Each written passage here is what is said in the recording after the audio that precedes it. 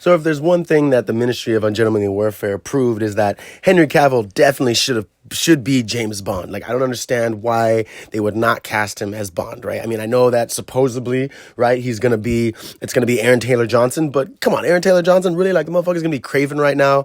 You know, he was kick-ass. I just don't see him as James Bond, right? I mean, the way everyone's like, oh, but he looks so good in Bullet Train. It's like, yeah, but that's not how Bond is going to look.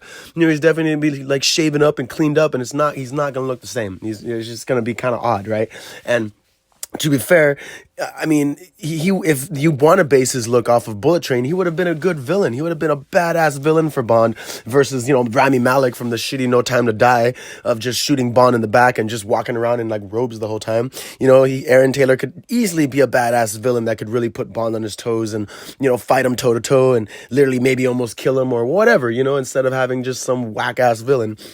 But I just don't see him playing Bond, right? But in the Ministry of Ungentlemanly Warfare, oh my gosh, like Henry Cavill was fantastic playing this like rogue renegade spy that's, you know, recruited to take down these German U-boats back in the 1940s during, you know, World War II. And it's awesome. Like this whole, it's called Operation Postmaster, this whole operation that Winston Churchill and some of his officials are putting together kind of behind the British government's back because the British government is too deep into Hitler's shenanigans to really worry about, you know, trying to send out a team to actually maybe destroy these boats or maybe actually, you know, put Hitler back a few paces in a sense, you know. And like Churchill says, we need men that are willing to die and get the job done by any means possible, which are these four gentlemen that end up being recruited to go take out these U-boats. And it's just fantastic. It was such an awesome movie. But again, it's just like it's directed by Guy Ritchie, so you know it's going to be a film, but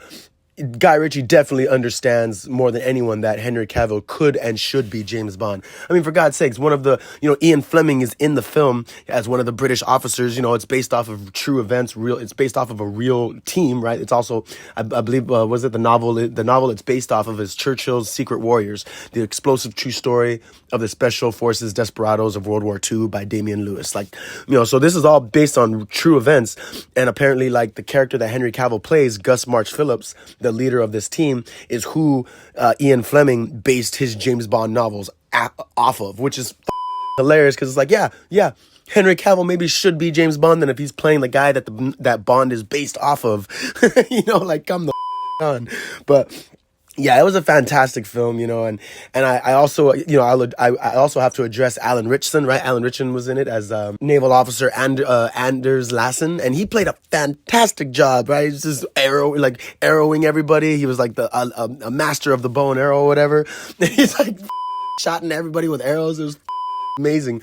But all these Christians are like, oh, he's just killing people and he's doing all this violence and blah blah blah blah blah. And it's like, you know what? I'm a Christian too. You know, I love the Lord. Love. It's praise the Lord Jesus Christ. You know, but I also love movies and I love, you know, good acting. And Alan Ritchson is an amazing actor. He played the role so well.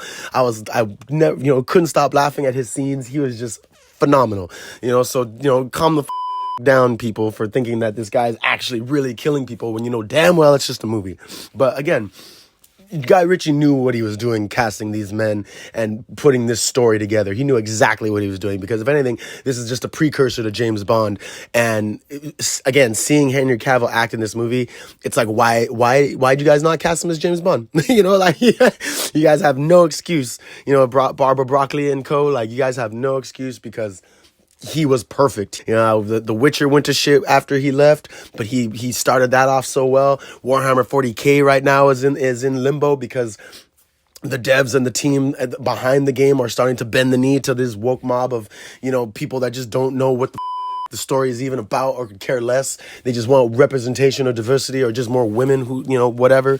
But it's like, come on, like, literally this movie is what people want from their action or suspense spy thrillers. I mean, anything that's not Mission Impossible, this is how we would like it to be. And considering James Bond specifically, I would love to see this style of movie. Like, imagine Guy Ritchie directed a Bond film. I mean, come on, I'm down. Guy Ritchie, Quentin Tarantino, give me somebody badass that isn't afraid to show blood and curse and, you know, have the sex scenes or whatever. But we need someone like Henry Cavill because, again, Aaron Taylor Johnson, in my opinion, is just not going to cut it.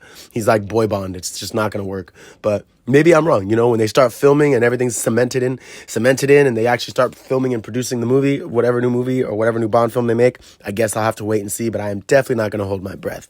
And then also real quick, Isa Gonzalez being in this movie was amazing. I mean, she is so gorgeous. I mean, if you haven't seen Three Body Problem on Netflix, definitely watch Three Body Problem. It's fantastic, and she's like one of the leads in that show. But yeah, this was fantastic. I mean, The Ministry of Ungentlemanly Warfare is a badass film. I'm pretty sure anyone that's talked about it has given it praise. But again, my question is, after seeing this, why the would you not hire Henry Cavill as James Bond? This just doesn't make sense. It's completely beyond me. I don't understand it. But if you haven't seen it, definitely check out The Ministry of Ungentlemanly Warfare. It's fucking amazing. It's absolutely fantastic. This has been Ghost in the Craig. Thank you so much for tuning in. Like, share, and subscribe. Death to the Nazis.